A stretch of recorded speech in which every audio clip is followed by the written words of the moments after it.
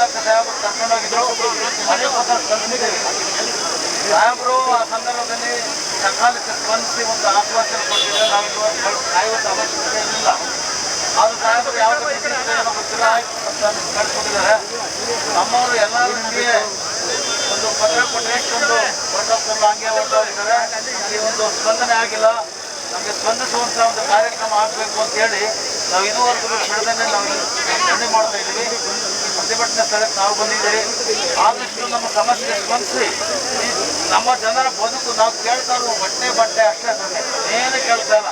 ನಾವು ಸಮಾಜದಲ್ಲಿ ಜನರ ಜೊತೆಯಲ್ಲಿ ಜನರಾಗಿ ನಡ್ಕೋಬೇಕು ಅಂದರೆ ನಾವು ಬೇಕಾದ್ರೆ ಮೂಲಭೂತ ಸೌಕರ್ಯ ಮೊದಲು ಅದನ್ನು ಕಲಿಸ್ಕೊಡು ಅಂತ ಹೇಳುವುದೇ ಈ ಒಂದು ಧರಣಿ ಒಂದು ಮುಖ್ಯ ಅಂಶವಾಗಿದೆ. ನಾವೀಗಾಗಲೇ ಫೈಲು ಕೂಡ ಈ ಆರ್ಥಿಕ ಇಲಾಖೆ ಹೋಗಿದೆ. ಮಾನ್ಯ ಸಚಿವರು ಕೂಡ ನಮ್ಮ ಬಗ್ಗೆ ಏನೆಲ್ಲ ಬೇಕು ಅದನ್ನೆಲ್ಲ ರೆಡಿ ಮಾಡಿದ್ದಾರೆ. ಅವ್ರು ಕೇಳಿದ್ರು ನಾವು ನಿಮ್ಮ ಬಗ್ಗೆ ಮಾತಾಡಿದ್ರೆ ಸಾಹೇಬರು ಎಷ್ಟು ಸ್ಪಂದಿಸ್ತಾ ಇಲ್ಲ. ನೀವು ನಿಮ್ಮ ಇಲಾಖೆ ಸಂಬಂಧಪಟ್ಟ ಜನಗಳು ಮತ್ತು ನಿಮ್ಮ ಸಮಸ್ಯೆಗಳು ಏನಿದೆಯೋ ಅದನ್ನು ಮಾನ್ಯ ಮುಖ್ಯಮಂತ್ರಿ ತಾವರೆಲ್ಲ ಮಾಡ್ಕೋಬೋದು ಅನ್ನುವಂಥ ಸೂಚನೆಯನ್ನು ಬಹಳವಾಗಿ ಹಿಂದೆ ಕೊಟ್ಟಿದ್ದಾರೆ. ಹಾಗಾಗಿ ಮಾನ್ಯ ಸಚಿವರು ಮಾನ್ಯ ಮುಖ್ಯಮಂತ್ರಿಗಳು ಆಗಿರ್ತಕ್ಕಂಥ ಈ ಮೈಸೂರು ಜಿಲ್ಲೆಯಿಂದಲೇ ನಾವು ನಮ್ಮ ಸಮಸ್ಯೆ ಬಗೆಹರಿಸಬೇಕು ಅನ್ನೋ ಉದ್ದೇಶದಿಂದ ನಾವು ಶ್ರೀರಂಗಪಟ್ಟಣದಿಂದ ಪಾದಯಾತ್ರೆ ಮಾಡಿ ಈ ಒಂದು ಜಿಲ್ಲಾಧಿಕಾರಿ ಆವರಣದಲ್ಲಿ ಹಾಜರಾಗಿದ್ದೇವೆ. ನಾವು ಕೂಡ ಬಂದಿದ್ದೀರಿ. ಇದೊಂದು ಗಂಭೀರವಾದ ವಿಚಾರ ಆಗಿರೋದ್ರಿಂದ ಮಾನ್ಯ ಮುಖ್ಯಮಂತ್ರಿಯವರಿಗೆ ಸ್ಪಂದಿಸಿ ನಮ್ಮ ಸಮಸ್ಯೆಯನ್ನು ಪರಿಹಾರ ಮಾಡಿಕೊಡೋ ನಿಟ್ಟಿನಲ್ಲಿ ತಾವು ಬಂದಿದ್ದೀರಾ ಅಂತ ಅಂದ್ಕೊಂಡು ಮುಂದೆ ಏನಾಗಬೇಕು ಅನ್ನೋಂಥದ್ದನ್ನ ಈ ಮನವಿ ಪತ್ರ ಕೊಡ್ತಾ ಇದ್ದೀವಿ. ದಯಮಾಡಿ ಮಾನ್ಯ ಮುಖ್ಯಮಂತ್ರಿಯವರಲ್ಲಿ ನಮ್ಮ ಸಮಸ್ಯೆ ಪರಿಹಾರಕ್ಕಾಗಿ ನಾವು ಒತ್ತಾಯಿಸಿ ನಾವು ಅನುಕೂಲ ಮಾಡಿಕೊಡ್ಬೇಕು ಅಂತ ನಮ್ಮ ಕೇಳ್ಕೊತಾ ಇದ್ದೀವಿ. ಮಾನ್ಯ ಜಿಲ್ಲಾಧಿಕಾರಿಗಳು ಈ ಒಂದು ಮಾತನಾಡಬೇಕು. ಯಾಕಂದರೆ ನಾವು ಬಂದಂಥ ಮುಖ್ಯಮಂತ್ರಿಗಳು ಸ್ಪಂದನೆ ಮಾಡೋ ಸಂದರ್ಭದಲ್ಲಿ ಅವರು ಕೂಡ ಸ್ಥಳದಲ್ಲಿದ್ದರು. ಅದೇನು ಹೇಳಿದ್ದು ಅನ್ನೋ ವಿಚಾರವನ್ನು ದಯವಿಟ್ಟು ನಮಗೆ ತಿಳಿಸ್ಬೇಕು ಅಂತ ನಾವು ಮನವಿ ಮಾಡ್ತಾ ಇದ್ದೀವಿ. ಎಲ್ಲರಿಗೂ ನಮಸ್ಕಾರ. ಒಂದು ವಾರದಿಂದ ಇಲ್ಲಿ ಇಡೀ ರಾಜ್ಯದಿಂದ ಏನು MRW ಆಗಿರ್ಬೋದು, BRW, URW ಎಲ್ಲರೂ ಕೆಲವೊಂದು ತಮ್ಮ ಡಿಮ್ಯಾಂಡ್ಸ್ ಇಟ್ಕೊಂಡು ಪಾದಯಾತ್ರೆ ಬಂದು ಇಲ್ಲಿ ನಮ್ಮ ಕಚೇರಿ ಆವರಣದಲ್ಲಿ ಒಂದು ಸ್ಟ್ರೈಕಿಗೆ ಕೂತಿದ್ದೀರಾ. ಮೊದಲನೇ ದಿವಸನೇ ನಾನು ಬಂದು ತಮ್ಮ ಹತ್ರ ಎಲ್ಲ ಮನವಿ ಪತ್ರನ ಇಟ್ಕೊಂಡಿದ್ದೆ. ಅದನ್ನು ಸರ್ಕಾರಕ್ಕೆ ತಲುಪಿಸ್ತೀನಿ ಅಂತ ಹೇಳಿದ್ವಿ. ಅದಾದಮೇಲೂ ಸಹ ತಮ್ಮ ಒಂದು ರೆಪ್ರೆಸೆಂಟೇಟಿವ್ಸ್ ತಮ್ಮ ನಾಯಕರುಗಳು ಬಂದು ಖುದ್ದು ಈ ರಾಜ್ಯದ ಸನ್ಮಾನ್ಯ ಮುಖ್ಯಮಂತ್ರಿಗಳನ್ನೇ ಭೇಟಿ ಮಾಡಿ ಸನ್ಮಾನ್ಯ ಮುಖ್ಯಮಂತ್ರಿಗಳ ಹತ್ರ ತಮ್ಮ ಬೇಡಿಕೆಗಳ ಒಂದು ಮನವಿ ಪತ್ರವನ್ನು ಸಹ ಮುಖ್ಯಮಂತ್ರಿಗಳಿಗೆ ಕೊಟ್ಟಿದ್ದಾರೆ. ಮುಖ್ಯಮಂತ್ರಿಗಳು ಅವರ ಗೃಹ ಕಚೇರಿಯಲ್ಲಿ ಆ ಎಲ್ಲ ಮನವಿ ಬಗ್ಗೆ ಏನಂತ ಎಕ್ಸಾಕ್ಟ್ಲಿ ನನ್ನಿಂದ ಜಿಲ್ಲಾಧಿಕಾರಿಯಾಗಿ ನನ್ನಿಂದ ಎಲ್ಲ ಡೀಟೇಲ್ಸನ್ನು ಪಡೆದುಕೊಂಡಿದ್ದಾರೆ.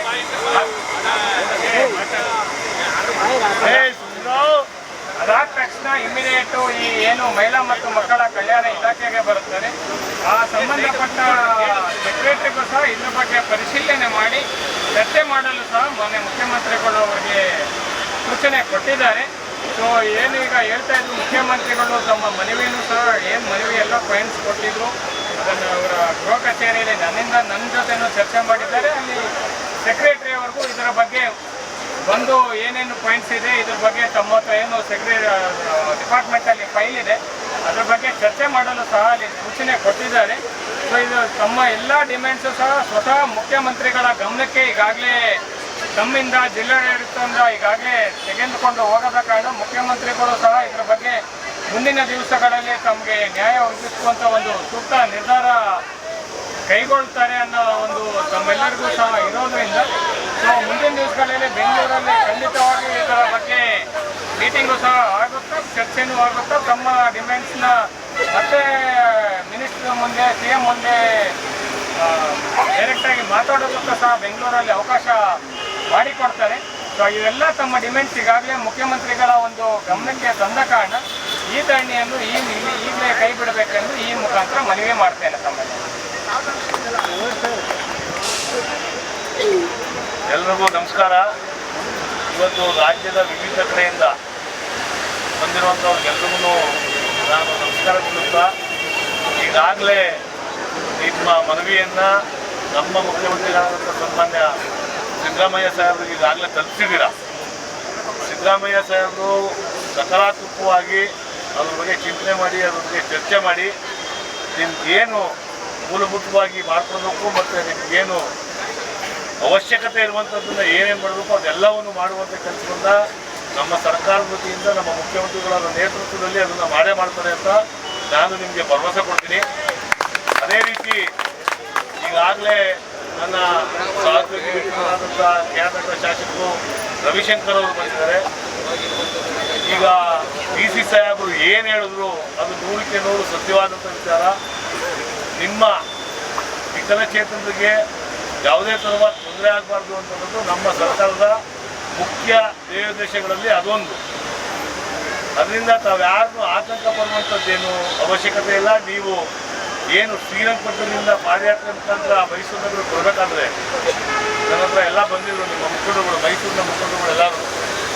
ಅವರೆಲ್ಲರೂ ಬಂದು ನಮ್ಮ ಮೆಡಿಕಲ್ ಕಾಲೇಜ್ ಗ್ರೌಂಡಲ್ಲಿ ಮಾಡ್ತೀವಿ ಅಂತ ಹೇಳಿದ್ರು. ನಾನು ಅಲ್ಲಬೇಡಿ DC ಆಫೀಸ್ ಮುಂದೆ ಹೋಗಿ ಮಾಡಿ ನೀವು ಅನಿರ್ದಿಷ್ಟಾವಧಿ ಸತ್ಯಾಗ್ರಹ ಮಾಡ್ತಿರೋದ್ರಿಂದ ನೀವು ಅಲ್ಲಿ ಮಾಡಿದ್ರೆ ತಪ್ಪಾಗುತ್ತೆ.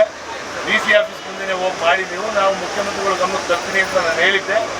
ಮುಖ್ಯಮಂತ್ರಿಗಳ ಗಮನಕ್ಕೆ ನಾವು ತಂದಿದ್ದೀವಿ. ಈಗೇನು ನೀವು MRW ಇರ್ಬೋದು, BRW ಇರ್ಬೋದು, URW ಇರ್ಬೋದು, ಎಲ್ಲವೂ ನಿಮ್ಮ ನೇಮಕಾತಿಯನ್ನು ಕಾಯಂ ಮಾಡುವಂಥ ವಿಚಾರ ಆಗ್ಬೋದು, ಮತ್ತು ನಿಮ್ಮ ಮಾಸಾಸನವನ್ನು ಹೆಚ್ಚಿಗೆ ಮಾಡುವಂಥದ್ದು ಇರ್ಬೋದು, ಅದೆಲ್ಲವನ್ನೂ ಈ ನೆಕ್ಸ್ಟ್ ಸೆಷನಲ್ಲಿ 100ಕ್ಕೆ 100 ನಾನು ಮತ್ತು ರವಿಶಂಕರ್ ಇಬ್ಬರು ಎಲ್ಲೇ ಕ್ವಶನ್ ಹಾಕಿ ನಾವು ಮಾಡಿಸುವಂಥ ಕೆಲಸವನ್ನು ನಾವು ಪ್ರಾಮಾಣಿಕತೆಯಿಂದ ಮಾಡ್ತೀವಿ ಅಂತ ಈ ಸಂದರ್ಭದಲ್ಲಿ ನಮಗೆಲ್ಲರೂ ತಿಳಿಸ್ತಾ ನಿಮ್ಗೆಲ್ಲರೂ ಒಳ್ಳೆಯದಾಗಲಿ ಅಂತ ಭಗವಂತನನ್ನು ಬೇಡ್ಕೊಳ್ತಾ ಮುಖ್ಯಮಂತ್ರಿಗಳ ಹತ್ರ ನಾವೆಲ್ಲರೂ ಏನು ನಾವು ಶಾಸಕರಿಗೆ ನಿಮ್ದೇನು ಒಕ್ಕೂರಿನ ಕೂಗೈತೆ ಆ ಕೂಗನ್ನ ಅವರಿಗೆ ನಾವು ಮನವರಿಕೆ ಮಾಡಿಕೊಟ್ಟು ನಿಮ್ಗೆ ಒಳ್ಳೆಯದಾಗೋದ್ರಲ್ಲಿ ಒಳ್ಳೇದು ಮಾಡೋದ್ರಲ್ಲಿ ನಾವು ಸಫಲರಾಗ್ತೀವಿ, ನಿಮ್ಮ ಏನು ಚಳವಳಿನೂ ಸಫಲತೆ ಕಾಣ್ತೀವಿ ಅಂತ ಈ ಸಂದರ್ಭದಲ್ಲಿ ನಾನು ಹೇಳಕ್ಕೆ ಇಷ್ಟಪಡ್ತಾ ನಿಮ್ಗೆ ಈಗಾಗಲೇ ನಮ್ಮ ಜಿಲ್ಲಾಧಿಕಾರಿಗಳು ಹೇಳಿದ್ರು ಸಾಹೇಬರು ನಿಮ್ಮ ಮನವಿಯನ್ನು ಈಗಾಗಲೇ ನಾವು ತಲುಪಿಸಿದ್ದೀವಿ. ನಿಮ್ಮ ಬೇಡಿಕೆಗಳನ್ನ ಅವರು ಆಗಲೇ ಚರ್ಚೆ ಮಾಡೋದಕ್ಕೆಲ್ಲ ಮಾಡವ್ರೆ. ನೀವು ಅದ್ರ ಬಗ್ಗೆ ಆತಂಕ ಪಡುವಂಥದ್ದು ಏನಿಲ್ಲ.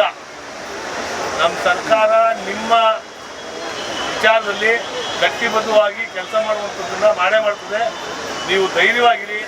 ನೀವು ಚಳುವಳಿನ ಈಗಲೇ ಅಂತ್ಯಗೊಳಿಸಿ ತಾವೆಲ್ಲರೂ ಬೇರೆ ಬೇರೆ ಜಿಲ್ಲೆಯಿಂದ ಬೇರೆ ಬೇರೆ ತಾಲೂಕುಗಳಿಂದ ಬಂದಿದ್ದೀರಿ. ನೀವೆಲ್ಲ ನಿಮ್ಮ ಜಿಲ್ಲೆಗೆ ನಿಮ್ಮ ತಾಲೂಕಿಗೆ ಹೋಗುವಂಥ ಕೆಲಸವನ್ನು ಮಾಡಿ. ಜೂನ್ ತಿಂಗಳಲ್ಲಿ ಸೆಷನ್ ಶುರು ಆಗುತ್ತೆ. ಆ ಸೆಷನಲ್ಲಿ ನಾವು ಕ್ವಶನ್ ಹಾಕಿ ನಿಮ್ಮ ವಿಚಾರವಾಗಿ ರೈಸ್ ಮಾಡಿ ಅದನ್ನು ವಿಧಾನಸಭೆಯಲ್ಲಿ ಗಮನ ಸೆಳೆದು ಮುಖ್ಯಮಂತ್ರಿಗಳು ಗಮನ ಸೆಳೆದು ನಿಮ್ಗೆ ಅನುಕೂಲ ಆಗೋ ರೀತಿಯಲ್ಲಿ ಮಾಡ್ಕೊಳ್ಳುವಂಥದ್ದು ನಮ್ಮ ಜವಾಬ್ದಾರಿ. ಮತ್ತು ಮುಖ್ಯಮಂತ್ರಿಗಳು ನಿಮಗೆ ನಿಮ್ಮ ವಿಚಾರದಲ್ಲಿ ಪೂರಕವಾಗಿದ್ದಾರೆ ಅಂತ ಹೇಳೋದಕ್ಕೆ ನಾನು ಈ ಸಂದರ್ಭದಲ್ಲಿ ನಾನು ಇಷ್ಟಪಡ್ತೀನಿ. ಹಾಗಾಗಿ ತಾವೆಲ್ಲರೂ ನಿಮ್ಮನ್ನು ನಾನು ಬೇಡ್ಕೊಳ್ಳೋದಿಷ್ಟೇ. ನೀವು ಈಗಾಗಲೇ ಹೆಚ್ಚು 5 ದಿವಸ ಆಯಿತು ಅಂತ ಅನ್ಕೊಂಡ್ರೆ 5 ದಿನ ಆಯಿತು. ಇನ್ನೂ ಹೆಚ್ಚಿನ ದಿನ ನೀವು ಇಲ್ಲಿ ಕೂತ್ಕೊಂಡು ಧರಣಿ ಮಾಡೋದ್ರಿಂದ ಕೆಲಸ ಮಾಡಲ್ಲ ಅಂತ ಅನ್ಕೊಂಡ್ಬಿಡಿ. ಕೆಲಸ 100ಕ್ಕೆ 100 ಮಾಡ್ತೀವಿ ನಾವು. ನಿಮ್ಮ ಧರಣಿಯನ್ನು ಇಲ್ಲಿಗೆ ಅಂತ್ಯಗೊಳಿಸಬೇಕು ಅಂತ ನಾವು ಕೋರ್ತೀವಿ. ನಮಸ್ಕಾರ. ರವಿಶಂಕರ್ ಅವ್ರನ್ನ ಮಾತಾಡ್ತಾರೆ. ಎಲ್ಲರಿಗೂ ನಮಸ್ಕಾರ.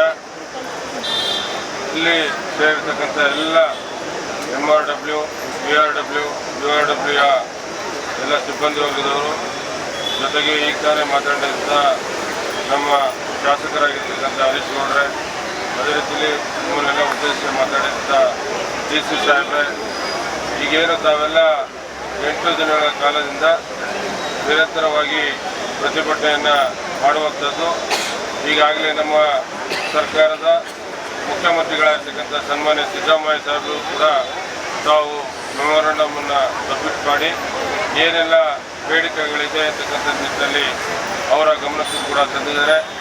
ಅದರ ಪೂರ್ವಕವಾಗಿ ಈಗಾಗಲೇ DC ಸಾಹೇಬರು ಮಾತಾಡಿದ್ರು.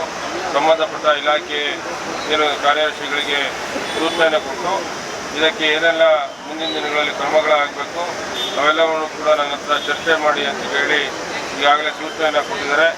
ನಾನು ಈ ಸಂದರ್ಭದಲ್ಲಿ ನಮ್ಮ ಹರೀಶ್ ಗೌಡರು ಹೇಳಿದಾಗೆ ನಿಮ್ಮ ಪರವಾಗಿ ನಾವು ನಮ್ಮ ಸದನದಲ್ಲಿ ಚರ್ಚೆಯನ್ನು ಮಾಡಿ ನಿಮಗೆ ಪರಿಹಾರಕ್ಕಿಂತ ನಿಮ್ಮ ಸಮಸ್ಯೆಗೆ ಶಾಶ್ವತವಾದಂಥ ಒಂದು ರೀತಿಯಲ್ಲಿ ಸಮಸ್ಯೆಯನ್ನು ಬಗೆಹರಿಸೋ ನಿಟ್ಟಿನಲ್ಲಿ ನಾನು ಕೂಡ ಇರ್ತೇನೆ. ನಮ್ಮ ಹರೀಶ್ ಗೌಡರ ಜೊತೆ ಕ್ವಶನನ್ನು ಹಾಕಿ ನಿಮ್ಮ ಪರವಾಗಿ ಧ್ವನಿ ಎತ್ತುವಂಥ ಒಂದು ಕೆಲಸವನ್ನು ಮಾಡ್ತೇವೆ. ಖಂಡಿತ ನಿಮ್ಮ ಸಮಸ್ಯೆಯನ್ನು ಬಗೆಹರಿಸಿಕೊಡ್ತೇವೆ ಅಂತಕ್ಕಂಥ ಮಾತನ್ನು ನಾನು ಈ ಸಂದರ್ಭದಲ್ಲಿ ತಿಳಿಸಲಿಕ್ಕೆ ಬಯಸ್ತಾ ಇದ್ದೇನೆ. ಇವತ್ತು ಏನು ನೀವು 8 ದಿನಗಳ ಕಾಲ ನಿರಂತರವಾಗಿ ಪ್ರತಿಭಟನೆಯನ್ನು ಹಮ್ಮಿಕೊಂಡಿದ್ದೀರಾ. ನಾವು ಭಾಳಷ್ಟು ದೂರಗಳಿಂದ ಬಂದು ಭಾಳ ದೂರದ ಜಿಲ್ಲೆಗಳಿಂದ ತಾಲೂಕುಗಳಿಂದ ಬಂದು ಇಲ್ಲಿ ಪ್ರತಿಭಟನೆಯನ್ನು ಮಾಡ್ತಾಯಿದ್ದೀರಿ. ನಾವು ನಿಮಗೆ ಕೈ ಮುಗಿದು ವಿನಂತಿಯನ್ನು ಮಾಡ್ಕೊಳ್ಳೋದು, ನಿಮ್ಮ ಒಂದು ಪ್ರತಿಭಟನೆಗೆ ಈಗಾಗಲೇ ಗಮನ ಸರ್ಕಾರಕ್ಕೂ ಕೂಡ ತಂದಿದ್ದಾರೆ. ನಮ್ಮ DC ಸಾಹೇಬರು ಜೊತೆಗೆ ಕೂತು ನಿಮ್ಮ ಏನು ಮುಖಂಡರುಗಳು ಕೂಡ ಈಗಾಗಲೇ ಮುಖ್ಯಮಂತ್ರಿಗಳನ್ನು ಭೇಟಿ ಮಾಡಿ ಚರ್ಚೆಯನ್ನು ಕೂಡ ಮಾಡಿದ್ದೀರಿ. ಇಲ್ಲಿಗೆ ನಮ್ಮ ಸರ್ಕಾರ ಗಮನಕ್ಕೆ ಬಂದಿದೆ. ಸರ್ಕಾರವು ಕೂಡ ಕೂಡಲೇ ಎಚ್ಚೆತ್ತುಕೊಂಡು ನಿಮ್ಮ ಏನೋ ಒಂದು ಬೇಡಿಕೆಗಳಿದೆ ನಿಮ್ಮನ್ನು ಕಾಯಂಗೊಳಿಸಬೇಕು, ಜೊತೆಗೆ ವಾಸಾಸನವು ಕೂಡ ಏರಿಕೆ ಮಾಡಬೇಕು ಅಂತಕ್ಕಂಥ ನಿಟ್ಟಿನಲ್ಲಿ ನಮ್ಮ ಸರ್ಕಾರ ಯಾವತ್ತೂ ಕೂಡ ಒಂದು ಶೋಷಿತರ ಧ್ವನಿಯಾಗಿ ಇರ್ತಕ್ಕಂಥ ಸರ್ಕಾರ. ಖಂಡಿತ ನಿಮ್ಮ ಒಂದು ಬೇಡಿಕೆಗೆ, ನಿಮ್ಮ ಒಂದು ಪ್ರತಿಭಟನೆಗೆ ಖಂಡಿತ ನಮ್ಮ ಸರ್ಕಾರ ಸ್ಪಂದಿಸ್ತದೆ. ಖಂಡಿತ ನಿಮ್ಮ ಒಂದು ಶಾಶ್ವತವಾದ ಪರಿಹಾರವನ್ನು ಕೊಡುವಂಥ ನಿಟ್ಟಿನಲ್ಲಿ ನಮ್ಮ ಸರ್ಕಾರ ಮುಂದಿನ ದಿನಗಳಲ್ಲಿ ಕ್ರಮಗಳ ವಹಿಸುತ್ತೆ. ಅದಕ್ಕೆ ನಾನು ಹರೀಶ್ ಗೌಡರು ಇನ್ನುಳಿದಂತೆ ನಮ್ಮೆಲ್ಲ ಶಾಸಕರ ಜೊತೆ ಚರ್ಚೆಯನ್ನು ಮಾಡಿ ಸದನದಲ್ಲಿ ನಿಮ್ಮೆಲ್ಲರ ಪರವಾಗಿ ನಮ್ಮ ಪಕ್ಷದ ಶಾಸಕರು ಖಂಡಿತ 138 ಜನ ಏನು ನಾವು ಶಾಸಕರಿದ್ದೀವಿ, ಎಲ್ಲರೂ ಕೂಡ ನಾವು ನಿಮ್ಮ ಜೊತೆಲಿದ್ದು ನಿಮ್ಮ ಒಂದು ಪರಿಹಾರವನ್ನು ಕೊಡಿಸುವಂಥ ನಿಟ್ಟಿನಲ್ಲಿ ನಾವು ಸದನದಲ್ಲಿ ಚರ್ಚೆಯನ್ನು ಮಾಡಿ ತೀರ್ಮಾನವನ್ನು ಕೈಗೊಳ್ತೇವೆ. ಸರ್ಕಾರವು ಕೂಡ ಅದಕ್ಕೆ ಒಂದು ಸೂಚನೆಯನ್ನು ಕೊಡುತ್ತೆ ಅಂತಕ್ಕಂಥ ಮಾತನ್ನು ಕೂಡ ಈ ಸಂದರ್ಭದಲ್ಲಿ ಹೇಳಿ, ಇವತ್ತು ನಿರಂತರವಾಗಿ ತಾವು ಪ್ರತಿಭಟನೆಯನ್ನು ಮಾಡ್ತಾ ಇದ್ದೀರಿ. ನಮ್ಮೆಲ್ಲರಿಗೂ ಕೈ ಮುಗಿದು ಪ್ರಾರ್ಥನೆ ಸಲ್ಲಿಸೋದು. ಇಲ್ಲಿಗೆ ಪ್ರತಿಭಟನೆಯನ್ನು ಅಂತ್ಯಗೊಳಿಸಿಕೊಂಡು ನಾವು ಬಂದಿರತಕ್ಕಂಥ ಪ್ರದೇಶಗಳಿಗೆ ಒಂದು ಪ್ರಯಾಣವನ್ನು ಬೆಳೆಸಬೇಕು. ನಿಮ್ಮ ಜೊತೆ ಯಾವತ್ತೂ ಕೂಡ ನಾವು ಇರ್ತೇವೆ ಅಂತಕ್ಕಂಥ ಮಾತನ್ನು ಈ ಸಂದರ್ಭದಲ್ಲಿ ಹೇಳಿ, ನಿಮ್ಮೆಲ್ಲರಿಗೂ ಕೂಡ ಆ ಭಗವಂತ ಒಳ್ಳೇದು ಮಾಡಲಿ, ತಾಯಿ ಚಾಮುಂಡೇಶ್ವರಿ ಒಳ್ಳೇದು ಮಾಡಲಿ ಅಂತೇಳಿ ನಾನು ಈ ಸಂದರ್ಭದಲ್ಲಿ ಕೇಳ್ಕೊಡ್ತೇನೆ.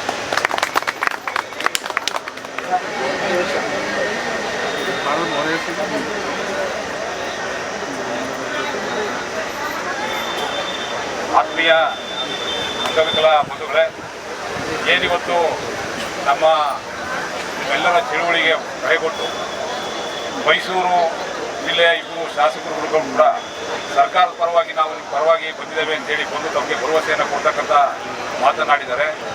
ನಮಗೆ ಇಲ್ಲಿರ್ತಕ್ಕಂಥ ರೈತರಿಗೆ ಇಲ್ಲಿರ್ತಕ್ಕಂಥ ಅಂಗವಿಕಲರಿಗೂ ಮತ್ತು ನಮ್ಮ ರೈತ ಮಕ್ಕಳಿಗೆ ಆತಂಕ ಏನು ಮತ್ತು ಮಾನ್ಯ ಶಾಸಕರೇ ಮತ್ತು ಜಿಲ್ಲಾಧಿಕಾರಿಗಳು ಮುಖ್ಯಮಂತ್ರಿಗಳ ಹತ್ರ ಕರ್ಕೊಂಡೋಗಿ ನಾವು ಚರ್ಚೆ ಮಾಡುವ ಸಂದರ್ಭದಲ್ಲಿ ಸರಿಯಾದ ರೀತಿಯಲ್ಲಿ ಸ್ಪಂದನೆ ಆಗಿಲ್ಲ ಅಂತಕ್ಕಂಥದ್ದು ಆತಂಕ ಹೊಂದಿದೆ ಅವರು. ಆ ಆತಂಕ ನಿವಾರಣೆ ಆಗಬೇಕು ಅಂತ ಹೇಳಿದ್ರೆ, ನಾನು ಪ್ರಾರಂಭದಲ್ಲಿ ಬಂದಾಗ ಇವ್ರ ಜೊತೆ ಚರ್ಚೆ ಮಾಡುವ ಸಂದರ್ಭದಲ್ಲಿ ಜಿಲ್ಲಾಡಳಿತ ಮತ್ತು ತಾವು ಏನು ಶಾಸಕರು ಈ ಜವಾಬ್ದಾರಿ ತಗೊಂಡು ಇಲ್ಲಿ ಬಂದಿದ್ದೀರಿ, ತಾವು ಇಲ್ಲಿರ್ತಕ್ಕಂಥ ಪ್ರಮುಖರು ಒಂದು 5 ಜನ ಏನು ಸಂಬಂಧಪಟ್ಟಂಥ ಮಂತ್ರಿಗಳು ಮತ್ತು ಮುಖ್ಯಮಂತ್ರಿಗಳನ್ನು ಒಂದು ದಿನಾಂಕವನ್ನು ನಿಗದಿ ಮಾಡಿ ಬೆಂಗಳೂರಲ್ಲಿ ಇಲ್ಲಿರ್ತಕ್ಕಂಥ ಆತಂಕ ಮತ್ತು ಇಲ್ಲಿರ್ತಕ್ಕಂಥ ಹಕ್ಕೊತ್ತಾಯಗಳನ್ನು ಸರ್ಕಾರದ ಮಟ್ಟಕ್ಕೆ ಗಮನ ಸೆಳೀತಕ್ಕಂಥದ್ದನ್ನೀಗ ಮಾಡಲಿಕ್ಕೆ ಬೆಂಗಳೂರು ಮಟ್ಟದಲ್ಲೇ ಇಲ್ಲಿರ್ತಕ್ಕಂಥವ್ರನ್ನ ಒಂದು 5 ಜನನೋ 10 ಜನನೋ ಪ್ರಮುಖರನ್ನ ಸಭೆ ಮಾಡ್ತಕ್ಕಂಥದ್ದು ಒಂದು ಹಸೂರು ಮಾಡಿದ್ರೆ ಇಲ್ಲಿರ್ತಕ್ಕಂಥ ಚಳುವಳಿಯನ್ನು ಕೈ ಬಿಡಿಸ್ತಕ್ಕಂಥ ವಿಚಾರದಲ್ಲಿ ನಾವು ಕೂಡ ಚರ್ಚೆ ಮಾಡ್ಬೋದು. ಒಂದನೇ. ಎರಡನೇದು, ಜಿಲ್ಲಾಡಳಿತ ಇಲ್ಲಿರ್ತಕ್ಕಂಥ ಚಳುವಳಿಯ ಬಗ್ಗೆ ಏನೇನು ನಡವಳಿಯನ್ನು ಮಾಡಿದೆ ಅಂತಕ್ಕಂಥದ್ದನ್ನೀಗ ಸಂಬಂಧಪಟ್ಟಂಥ ಚಳುವಳಿಯ ಮುಖಂಡರಿಗೆ ಒಂದು ನಡವಳಿಯ ಕಾಪಿಯನ್ನು ಕೂಡ ಕೊಡತಕ್ಕಂಥ ಒಂದು ಧರ್ಮ. ಯಾಕೆಂತ ಹೇಳಿದ್ರೆ ಏನಾಗಿದೆ, ಏನು ಪ್ರಸ್ತುತ ವ್ಯವಸ್ಥೆ ಇರತಕ್ಕಂಥ ಜಿಲ್ಲಾಡಳಿತ ಏನು ವರದಿ ಕೊಟ್ಟಿದ್ದಾರೆ ಅದೊಂದು ಕಾಪಿಯನ್ನು ಕೊಟ್ಟರೆ ಮುಖ್ಯಮಂತ್ರಿಗಳು ಅಥವಾ ಸಂಬಂಧಪಟ್ಟ ಮಂತ್ರಿಗಳನ್ನ ನಾವು ಭೇಟಿ ಮಾಡಿದ ಸಂದರ್ಭದಲ್ಲಿ ಅಲ್ಲಿಯ ವರದಿಯನ್ನು ನೀವು ತಲುಪಿಸ್ತಕ್ಕಂಥದ್ದು ಇದ್ರೂ ಕೂಡ ಈಗಾಗಿದೆ ಅಂತಕ್ಕಂಥದ್ದು ನಾವು ಮನವರಿಕೆ ಮಾಡಲಿಕ್ಕೆ ಕೂಡ ಭಾಳ ಅನುಕೂಲ ಆಗ್ತದೆ. 2 ವಿಚಾರ. ಆದ್ದರಿಂದ ಜಿಲ್ಲಾಡಳಿತ ಕೊಟ್ಟಿರ್ತಕ್ಕಂಥ ಭರವಸೆಯನ್ನು ಮತ್ತು ಶಾಸಕರು ಕೊಟ್ಟಿರ್ತಕ್ಕಂಥ ವಿಚಾರಗಳಿಗೆ ಇವೆರಡು ವಿಚಾರ ಇದೆ ನಮ್ಮಲ್ಲಿ ಅಷ್ಟೇ. ಈಗ ಇಲ್ಲಿ ತೀರ್ಮಾನ ತಗೊಳ್ತಕ್ಕಂಥದ್ದು, ಹಣಕಾಸಿನ ಅನುಮೋದನೆ ಮಾಡ್ತಕ್ಕಂಥದ್ದು ಇಲ್ಲಿ ಯಾವುದೂ ಕೂಡ ಇಲ್ಲ. ಆದರೂ ಕೂಡ ಅಂಗವಿಕಲರನ್ನ ಮಾನವೀಯತೆ ಮತ್ತು ಕರುಣೆಯಿಂದ ನೋಡ್ತಕ್ಕಂಥ ವ್ಯವಸ್ಥೆ ಆಗಬಾರ್ದು. ಸಂವಿಧಾನದ ಏನು ಅಂಗ ಅಂತಕ್ಕಂಥದ್ದು ಸರ್ಕಾರ ಇವತ್ತು ಭಾಳಷ್ಟು ಪ್ರಚಾರ ಮಾಡಿ ಸಂವಿಧಾನದ ಬಗ್ಗೆ ಹೇಳ್ತಾ ಇದೆ. ಆ ಸಂವಿಧಾನದಲ್ಲಿ ಕೊಟ್ಟಿರ್ತಕ್ಕಂಥ ಹಕ್ಕುಗಳನ್ನ ಪ್ರತಿಪಾದನೆ ಮಾಡಲಿಕ್ಕೆ ನಾವೆಲ್ಲ ಬಂದಿರ್ತಕ್ಕಂಥದ್ದು. ಆ ಹಕ್ಕನ್ನು ಕೊಡ್ತಕ್ಕಂಥ ವ್ಯವಸ್ಥೆಯಲ್ಲಿ ನಾವು ಪ್ರಾಮಾಣಿಕವಾಗಿ ಮುಖ್ಯಮಂತ್ರಿಗಳು ಅಥವಾ ಮಂತ್ರಿಗಳ ಜೊತೆ ಯಾವತ್ತೂ ಒಂದು ಸಭೆ ಮಾಡಿಸ್ಲಿಕ್ಕೆ ದಿನಾಂಕವನ್ನು ಕೊಡ್ತೀರಿ ಮತ್ತು ಈ ನಡವಳಿಯನ್ನು ಕೊಡ್ತಕ್ಕಂಥದ್ದು. ಅದಾದಮೇಲೆ ನಾವು ಈ ಪ್ರಮುಖರೆಲ್ಲ ಚರ್ಚೆ ಮಾಡಿ ಚಳುವಳಿಯನ್ನು ಯಾವ ರೀತಿ ಇಲ್ಲಿಗೆ ಕೈ ಬಿಡಬೇಕು ಅಥವಾ ಮುಂದುವರಿಸಬೇಕು ಅಂತಕ್ಕಂಥ ಪ್ರಮುಖರು ಚರ್ಚೆ ಮಾಡಿ ನಿರ್ಧಾರ ಮಾಡ್ತಕ್ಕಂಥದ್ದು. ಇದಕ್ಕೆ ತಮ್ಮೆಲ್ಲರ ಸಹಮತ ಇದೆಯಲ್ಲಪ್ಪ? ಆದ್ದರಿಂದ ಈಗ ಶಾಸಕರುಗಳು ಮತ್ತು ಜಿಲ್ಲಾಡಳಿತ ತಮ್ಮನ್ನ ನೇತೃತ್ವದಲ್ಲಿ ಯಾವತ್ತು ಮುಖ್ಯಮಂತ್ರಿಗಳು ಮತ್ತು ಮಂತ್ರಿಗಳನ್ನ ಭೇಟಿ ಮಾಡಲಿಕ್ಕೆ ಬೆಂಗಳೂರಲ್ಲೋ ಅಥವಾ ಇಲ್ಲೋ ಎಲ್ಲಿ ನೀವು ನಿಗದಿ ಮಾಡ್ತೀರಿ ಆ ಜಾಗಕ್ಕೆ ಪ್ರಮುಖ ಒಂದು 5 ಜನ ಬರ್ತಕ್ಕೆ ಸಿದ್ಧವಾಗ್ತಾರೆ. ಅದು ತೀರ್ಮಾನ ಆಗ್ತಕ್ಕಂಥದ್ದಲ್ಲ. ಅಂದರೆ ನೀವು ಪ್ರಶ್ನೆ ಆಗ್ತಕ್ಕಂಥಕ್ಕೆ ಪೂರ್ವಕವಾಗಿ ಮುಖ್ಯಮಂತ್ರಿಗಳು ಮತ್ತು ಮಂತ್ರಿಗಳ ಗಮನಕ್ಕಿದ್ರೆ ಅದು ಮುಂದಿನ ದಿನಗಳ ಹಣಕಾಸು ಇಲಾಖೆಯಲ್ಲಿ ಯಾವುದಾದ್ರು ವ್ಯತ್ಯಾಸಗಳು, ಈಗ ಬಸ್ ಪಾಸ್ ವಿಚಾರ ಇರ್ಬೋದು, ಮತ್ತು ಸರ್ಕಾರದಲ್ಲಿ ಬರ್ತಕ್ಕಂಥ ಸೌಲಭ್ಯಗಳಿರ್ಬೋದು, ಕಾರ್ಪೊರೇಷನ್ ಮತ್ತು ಜಿಲ್ಲಾ ಪಂಚಾಯತ್ಗಳು, ಗ್ರಾಮ ಪಂಚಾಯತ್ಗಳು 5% ಅನುದಾನ ಇರ್ಬೋದು, ಇವೆಲ್ಲ ವಿಚಾರಗಳಲ್ಲಿ ಕೆಲವೊಂದು ನಿಷ್ಕಳಂಕವಾಗಿ ಬಹಳಷ್ಟು ತೀವ್ರತೆಯಲ್ಲಿ ನಡೀತಾ ಇಲ್ಲ. ಎಲ್ಲವೂ ಕೂಡ ಬಹಳಷ್ಟು ಕಡಿಮೆಯಲ್ಲಿ ನಡೀತಾ, ವೇಗಗತಿಯಲ್ಲಿ ನಡೀತವೆ. ಅವೆಲ್ಲ ಆಗಬೇಕು ಅಂತ ಹೇಳಿದ್ರೆ ಈ ಸಭೆ ಆದ ಅನುಕೂಲ ಆಗ್ತದೆ ಅಂತೇಳಿ ಮಾನ್ಯ ಶಾಸಕರುಗಳಿಗೆ ಮಾಹಿತಿಯನ್ನು ಕೇಳ್ತಾ ಇದ್ವಿ. ತಾವು ಹೇಳಬೇಕು ಅಂತೇಳಿ ಮಾಡಿದ್ವಿ. ಒಂದೇ